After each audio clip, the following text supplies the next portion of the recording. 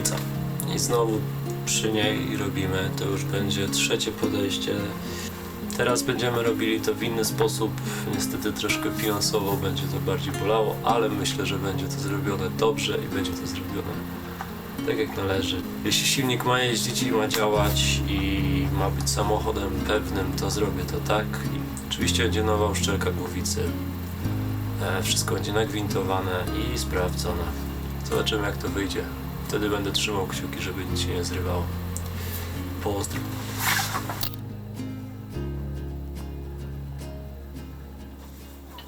Tutaj to ja mam niewygodnie tym razem też.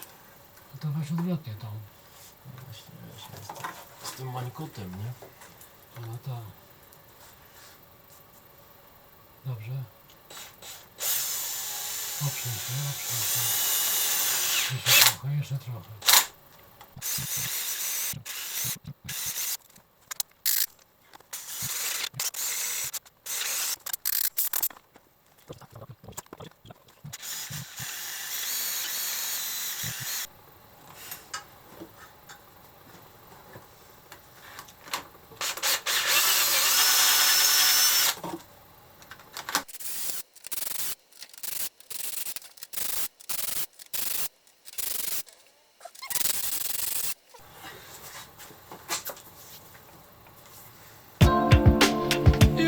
Tak jest.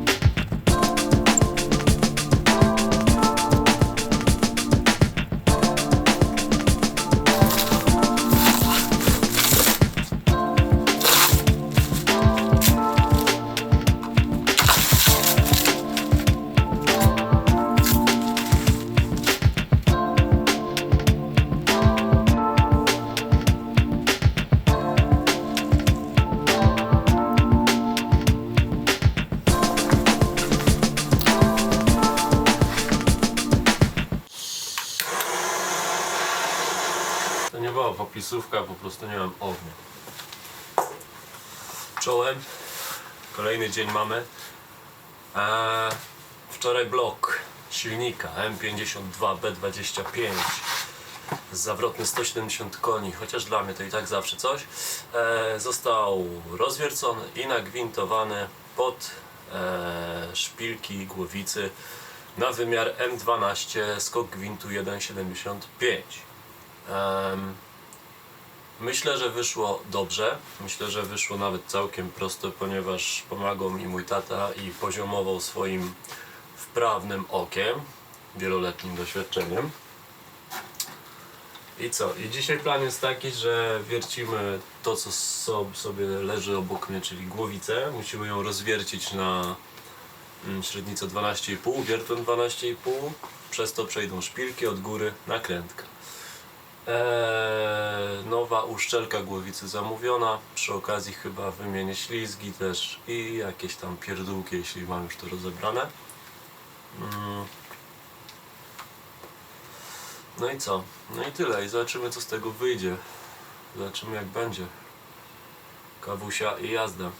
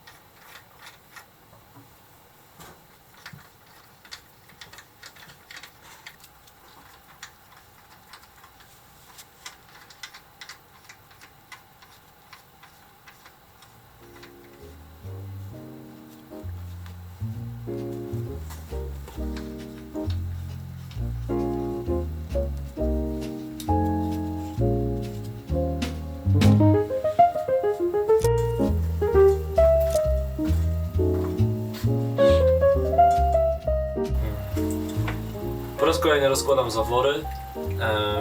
Przy wymienianiu uszczelniaczy zaworowych troszkę nie pomyślałem, żeby zrobić też kolejny krok i dotrzeć zawory. No wiadomo, że to nie jest super fajne, jak musisz 24 zawory znowu złożyć i znowu rozłożyć i znowu złożyć, bo wkładanie blokad jest dosyć czasochłonne. Jak dotrzemy te zawory i sprawdzimy, czy w miarę trzymają to, co mają trzymać, oczywiście nie w miarę, a mają to trzymać, no i tak naprawdę silnik wtedy będzie już gotowy do złożenia i przetestowania, jak to w ogóle działa, więc będziemy małymi krokami szli do tego, żeby to złożyć. Na razie te zawory zrobiłem wczoraj bez nagrywania kamerą z sorka stronę dolotową, dzisiaj robimy wylotową. Tyle i myślę, że fajnie, bo będzie coraz lepiej, pogoda robi się już klawa i jest coraz cieplej, więc jest przyjemniej i będzie można jeszcze dłużej siedzieć w garażu.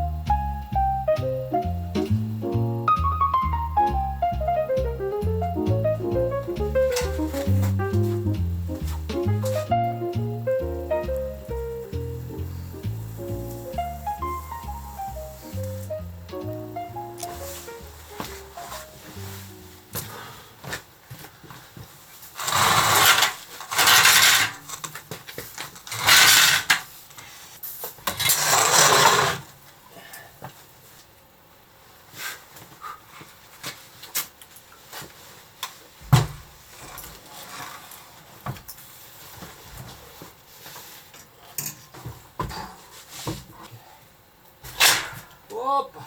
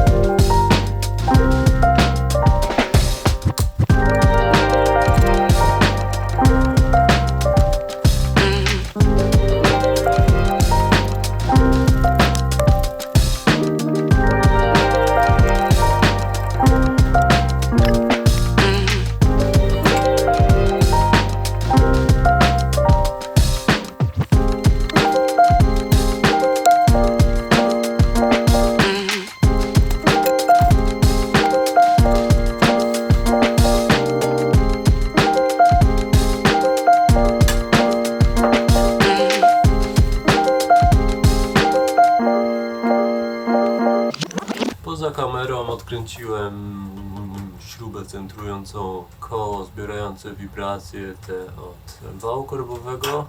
Sorry za brak nazewnictwa, ale trochę jest tego za dużo. Śruba, o której mówimy, wygląda tak. Dla tych, co nie wiedzą, śruba ma zwykły gwint prawy, więc odkręcamy w lewo. Co też musiałem sprawdzić, bo wiecie, jak się ciągnie śrubę z takim dokręceniem nie w tą stronę co trzeba, no to raczej nie pomaga. Odkręcenie tego było wymagane, żeby dostać się do pokrywy rozrządu i żeby to po prostu zdjąć. I fajnie, że to zrobiłem, bo po pierwsze umyłem tutaj całą tą komorę rozrządową. No i mogę wymienić ślizgi, co też było dobrą decyzją, bo za chwilę wam pokażę, jak wyglądają ślizgi i no, jeden był połamany w pół i tak z tego co kojarzę i z tego co mi się wydaje, no to tak było od kiedy ten samochód mam. No a drugi ślizg, ten dłuższy, on Był ok, ale wiadomo, że już zaczynał się strzępić i już gubił kawałki siebie. Co też było widać, jak wyjąłem miskę pierwszy raz, to było tych kawałków sporo. Lecimy dalej.